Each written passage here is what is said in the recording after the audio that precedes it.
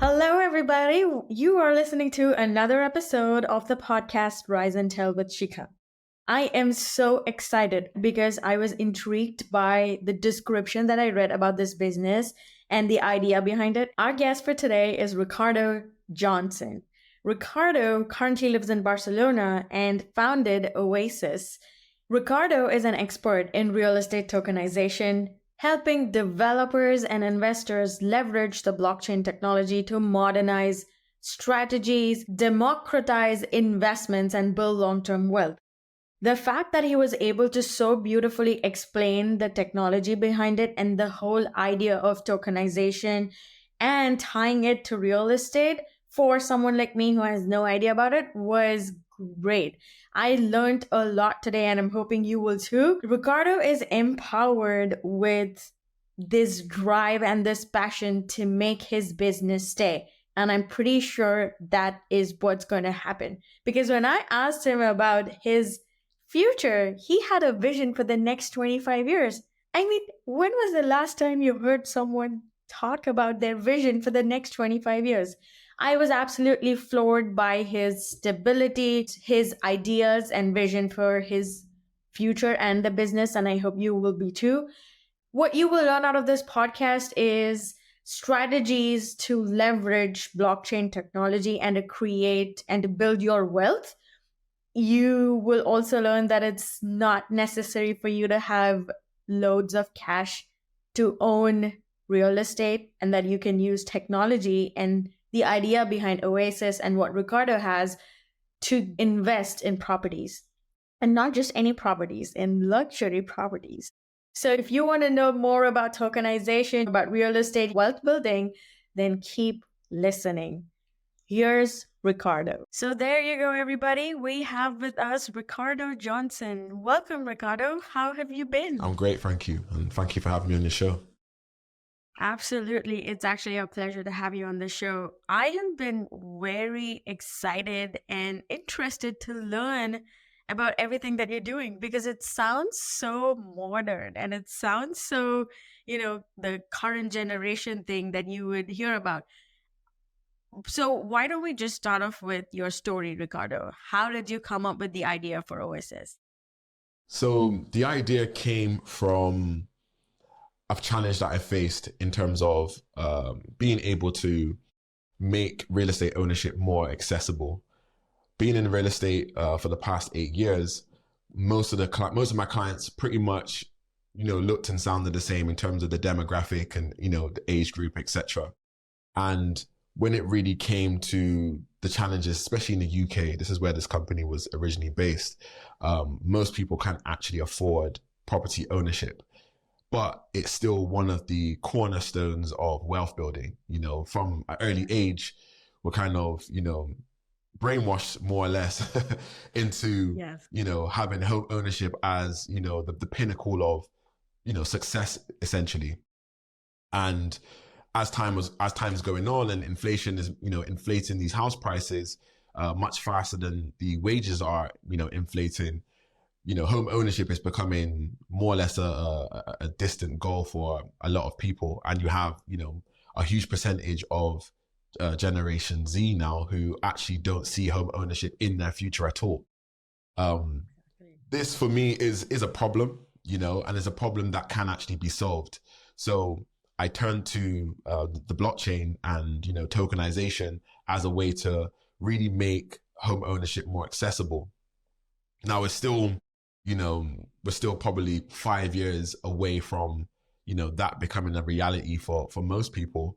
But right. It means that the work I'm doing now is really, setting that trend where people are now hearing about it. I mean, what I'm doing is not necessarily new. It's been around for the past, 5-6 years, but as for the general public, they're still foreign to them. So my job is really to spread the word and really plant the seed to show people that, one, it is possible, and two, it is accessible now. And, eventually everyone will catch up to it. Oh, wow. That is interesting. And yeah, you were right. I mean, as a millennial myself and Toronto market, oh my God, real estate is just insane. I cannot begin to explain the steps that we had to go through and the amount of houses that we saw just to find an affordable house within our budget. And again, the first question that any real estate agent that we spoke to told us, oh no, you are not going to get anything in your budget here, at least an hour away from Toronto. So we had to search for a place an hour and a half away. No way. And still we got like a 33-year-old house, which is as old as me, I think, now. So yeah, that's insane. So I'm intrigued, Ricardo. This is crazy. So how would you explain the process and what Oasis does to someone who has absolutely zero idea about tokenization? So you want to look at tokenization as a way to own a piece of a property rather than owning the whole thing, you know? So essentially how we operate is we partner with developers who are developing these properties. We secure a few of their units and then bring them access to our marketplace. The actual tokenization part, the technology part is all happening behind the scenes. But as an investor, all it means is that instead of having to, let's say the property is $500,000, instead of having to come up with that level of money or typically, you know, a huge deposit for that property, if you have $10,000, $20,000, you can just then own a percentage of that property. You own it through the tokens. So you own a percentage of those tokens, and then that's how you interact with the actual property. So if you wanted to sell your tokens, there's a marketplace where you can sell them. So it just makes it a lot more flexible, a lot more accessible. And then we can add additional benefits to it. So instead of just getting the rental income from that property, you can get access rights to that property. You get voting rights. If, let's say, you wanted to vote to sell the property, like your ownership is actually valuable. It's an actual asset that you then possess.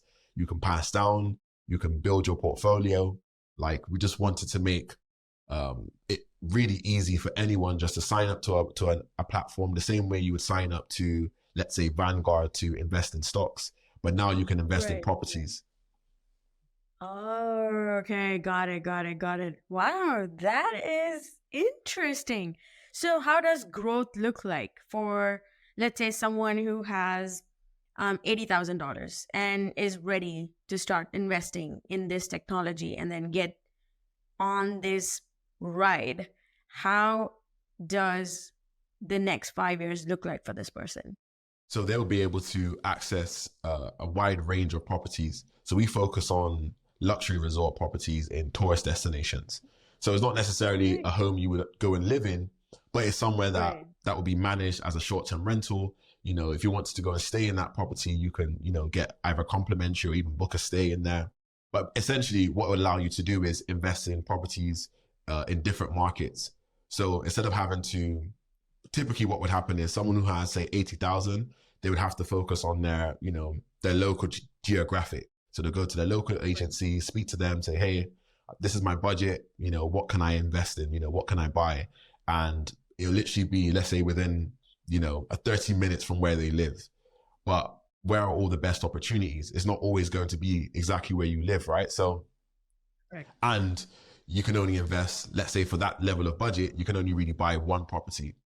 But now you can invest and diversify into multiple properties, you know, from all over the world. So you get access to the capital appreciation of these properties over the years. You get access to the rental income that it generates, and you get access to stay in these properties that you own. So yeah, you just have a nice, you know, much more safer portfolio that you can invest in. That is interesting. Oh, wow. It's like, I don't have the money to buy a house, but I can still buy a part of a luxury resort. Exactly. Cool. Exactly. That is so cool. And the technology part of it, again, the STEM girl in me wants to know more about that technology. So how does it all work in the background? So we all use, or behind the scenes? So because it's on the blockchain, we all use the smart contracts. So there isn't any, although you're using our platform, there isn't any middleman between you and that property. You're investing directly within the company that owns that property. So we run it through pre-sales. So we literally make it available that anyone can invest, and we then crowdfund that investment. So let's say we're raising, you know, $1 million for this particular investment. Anyone could then pledge their funds to that smart contract. once that $1 million is actually raised, it triggers an event where we would actually come in place and then start acquiring that property, setting up the company, and we then manage it on behalf of the investors. Then all the rental income is then distributed directly to their wallets via that smart contract. So anytime you sell, your tokens to somebody else, or that's transferred from one wallet to another, it's then recorded on the blockchain. So, you don't get any double payments, or you can't necessarily sell tokens that don't exist. So it basically makes it a much more safer and much more transparent, I suppose, marketplace for anyone to really, invest. You can see the transaction history of that token. You can see all the funds that's been distributed to that token. It doesn't, because it's all on the blockchain, it's all in one ledger that you can always check anywhere. Right. Interesting. Cool. So Ricardo, tell me, when you got this idea and when you started working on it, started building your business, what was the biggest challenge that you faced? There was a huge gap between when I actually got the idea to when I started to, actually put it together. Probably a few years, in fact. Like at this time, when I first thought of, it would be great if we can do this. At that time, I had no experience in tech at all. My background's in finance and real estate. So that's what I was doing at the time, right? And I couldn't really figure out, how I could really put it together. So at that time, I was building out a management portfolio. I was investing myself. I might have been like 5 years into my actual, real estate experience. So I was still learning at that time. And it was, it got to the point where this is around about the times of the pandemic. So everything was locked down. I had a lot more time on my hands, and I decided to build an app, right? This app was called Sheekha. The idea was that I could make property management easy for people who self-manage their portfolios.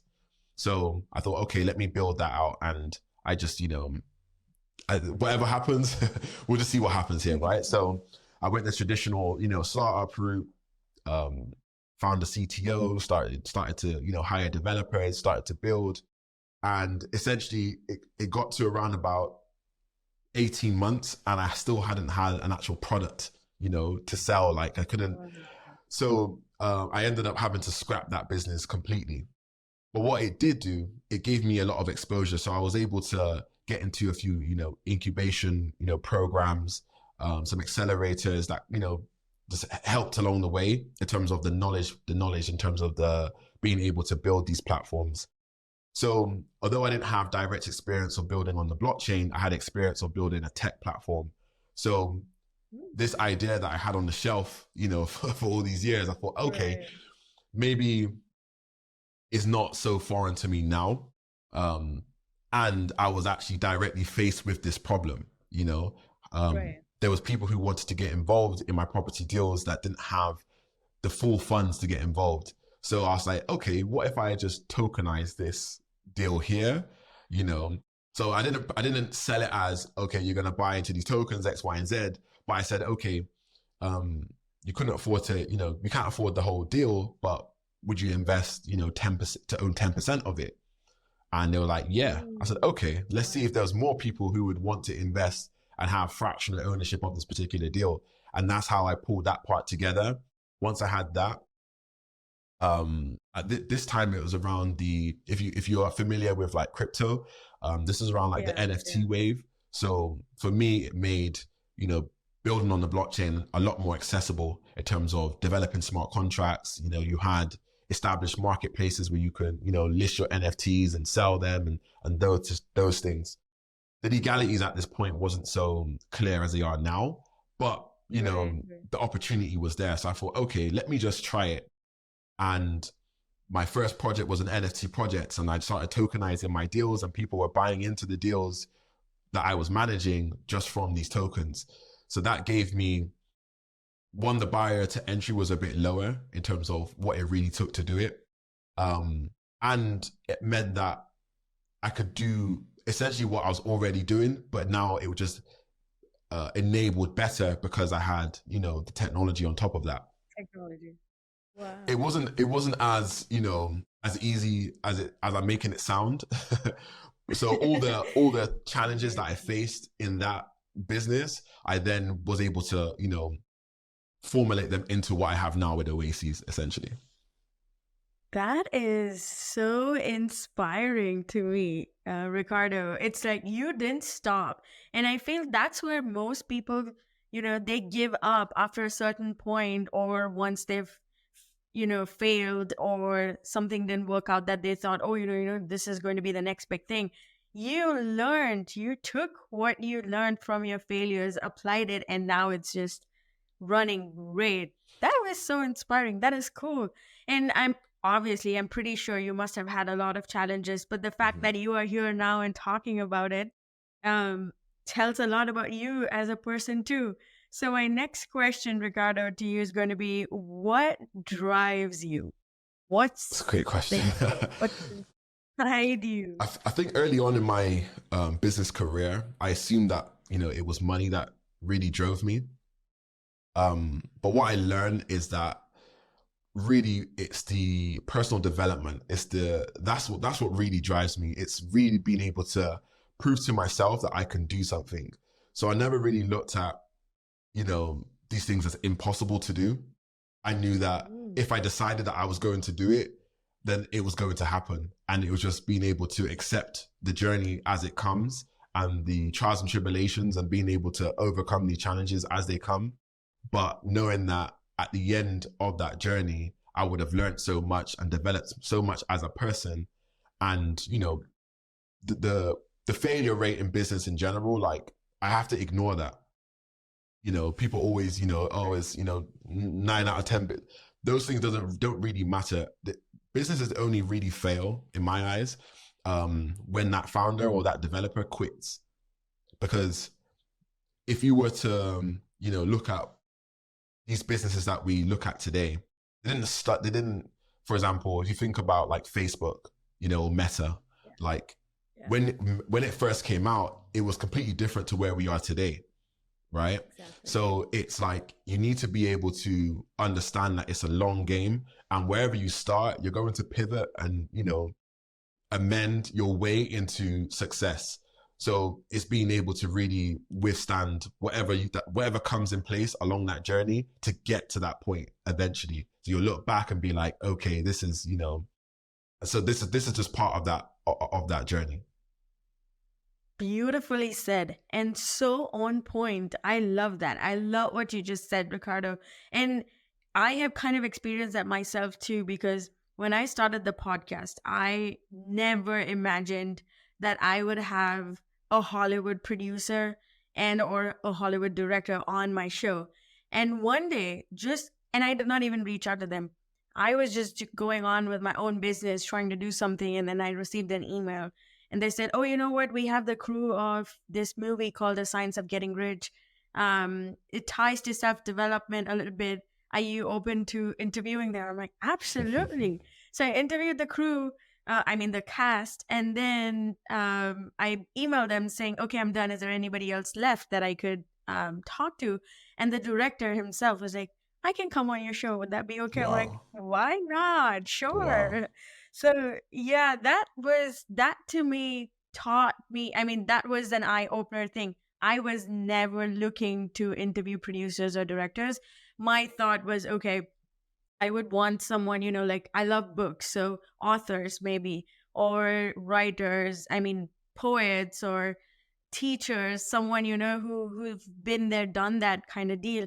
And then when I actually heard the stories from these people, I was shocked because they are exactly like us. They started from ground zero and then just built up their success or their career. And like you said, it's the journey that matters, and the fact that the faster you realize that it's going to take a lot more time, and if you're okay with it, then you're all set. Oh, And that's 100%. what 100%. It's truly matters. it's like, so like, even being able to like build a podcast, this is something that I've thought about doing. I used to have a podcast studio, so I used to like hire out the space and those things. And I always thought to myself, like, what if I start a podcast X, Y, and Z? But it's like the decision that I have to then make from that is, am I willing to do 1,000 episodes? Yeah. right? Correct. Like in Correct. terms of what if it takes 1,000 episodes to get one sponsor in terms of it being profitable or it being successful, whatever the case may be. And Yeah. that's a level of commitment that I think people need to have when it comes to doing business, when it comes to building their career, when it comes to doing anything. Like it's can I, how long can I withstand this, because it's not going to be easy. I'm sure there were times where, you were tired and you had to still do the show. I'm sure there were times where, the show didn't go as well as you planned, but you still had to, put the episode out. Like it's I know it's definitely not easy, but what it did put you in position is when opportunity came, you were already prepared, to take advantage of that opportunity. And obviously more will come, and it's just a beautiful journey when you can look at it from that perspective. Exactly. 100%. Couldn't agree more. Okay. Ricardo, now I really want to know about your fears. Okay. When you started this business, I know you had already you had faced a failure. Did it ever cross your mind that, this might not work out either? Did that ever happen, and how did you overcome that? Um, Something I probably still battle with on a daily basis. It's in business in general. You don't necessarily know what's coming around the corner. And I think especially when you're in a business like real estate, there's a lot of external factors which can play, or have a lot of influence over, your success. Yes and no. But in terms of like, for example, if I go back to the other startup, the app I was building, the reason why I quit Right. is because at the time where I was about to raise money for that company, this is when the war in Russia and Ukraine started. Right. And speaking to investors, they were like, we don't know if World War III is about to start, so we're not deploying any capital. And in my head, like after getting that a couple times, I just gave up because I was thinking it's just wrong timing, right? It could have been that it didn't have to necessarily be the case. I could have spoke to 1,000 more, maybe, would have been successful. But it's there's a lot of things that can come in place that can, have an effect on you, your business.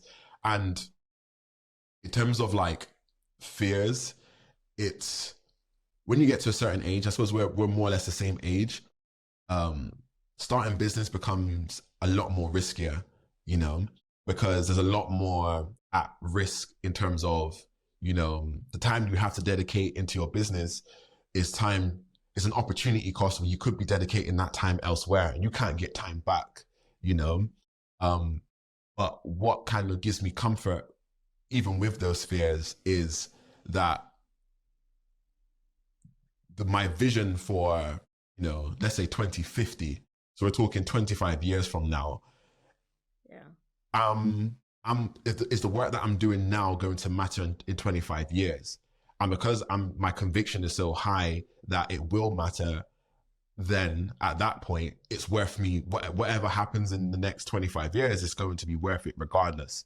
I'm in a space where it's still very small, still very new, but that because the way technology grows and develops and the way the adoption rate of technology in general works, that it's inevitable what's going to happen within the next 5, 10. It's a bit like AI if you look at it in that way. Yeah.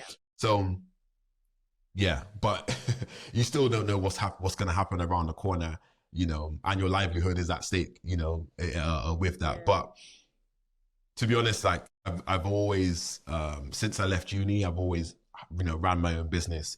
So it's something that I don't know if that ever will go, I don't know if that ever will go. Yes. That's something, that's always in the back of your mind, where you always wanted to start a business, try to solve a problem and do something and put something out in the world and then get paid for it. But yeah, no, that is awesome. That's awesome, Ricardo. That's really exciting. So I know you spoke about the next 25 years and what your vision is, but I'm going to ask you like a typical job interview question. What does the next 5 years look like for Oasis and for Ricardo? It looks very bright. I feel that. Yay. Yeah. This next 5 years is going to be pivotal in general.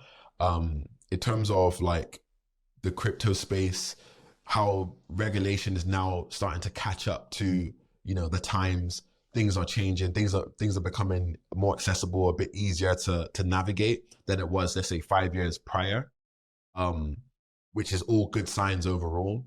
I feel like, in terms of like the geopolitics of what's happening, like there's still a lot of movements, but I'm very optimistic about how things are looking, for the future in terms of technology, the adoption of technology, finance in general, real estate. So for me, this next 5 years is really about proving that we're here to stay. We're here to stay for the long haul. Yeah. And because it's so new in general, like there's still, let's say there's another 50 other, maybe even more, 50 other platforms that are doing something a bit similar or, in the real estate space, combine it with blockchain, et cetera, et cetera. But I think now is our time in general, now is a time while things are now starting to bubble. This next 5 years is going to really be that proving grounds, to really, for everyone to capture their audience, for everyone to capture their portfolio, to capture their niche. And then from then it's just, scaling up from that point.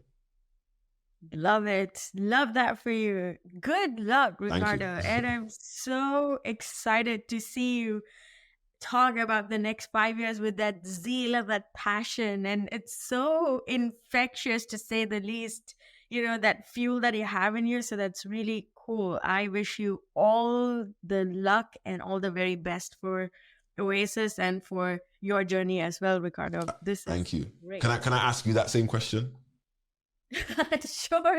Sure, absolutely. So for me, I'm already writing my second book, which is a sci-fi romance, actually kind of dystopian sci-fi romance. So I think 20, and I have actually not said this, but yeah, 20,000 words in. Wow. I have to write a lot more.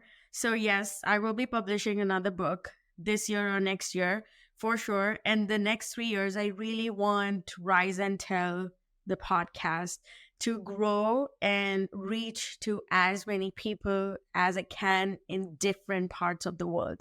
Nice. Anywhere, just influence even one person. If they could hear the show and be like, you know what, I actually got this from your show, and I'm happy that I heard your podcast, or did something out of it, I would have said I made it. I like that. There's a good book I read. I can't remember the author, but it's called Moonshots, and I read that and when I hear you talk, and the things that you're doing, it sounds like you're not just staying into one particular niche or one particular arena. You're branching out into other things, and I love the idea of a sci-fi novel, and yeah, looking forward to reading it when it's out. Yeah, definitely. Sure. I will send it. I will send you a copy once I've published it. Perfect. For sure. Okay, Ricardo, before we end the show, is there any advice, any suggestion, or any thought that you want to share with our audience? I think if you want to learn more about, real estate, tokenization, the future of real estate, I have a YouTube channel with a little series on there that I've been recording and publishing, which will give you more of an overview of the opportunities that are coming, how you can get involved in those opportunities, and really just planting the seed of, what's happening in the scene at the moment. If you want to connect with me, you connect with me on Instagram, Rico C. Johnson, or LinkedIn, Ricardo C. Johnson. My website, oasesglobal.io. If you interested in investing, you can sign up there. But yeah, really, if you just have questions, want to reach out, yeah, I'm happy to answer any questions. Awesome. Thank you so much, Ricardo. That was so helpful. And last thoughts, I am so excited for Oasis and for you and your 25-year vision, and cannot wait to see where this goes. And I wish you all the very best. And thank you so much for being a guest on our show, Ricardo. No, thank you for having me. It's been great. Absolutely. Thank you so much. Take care. Did I tell you that you would know more about blockchain and how to build your wealth in simple steps. Well, I'm hopeful that you learned something new out of this episode, and I hope you get a chance to check out the other episodes too. As always, keep growing, keep glowing, and be yourself. This is your host, Sheekha Singh, signing off. Bye.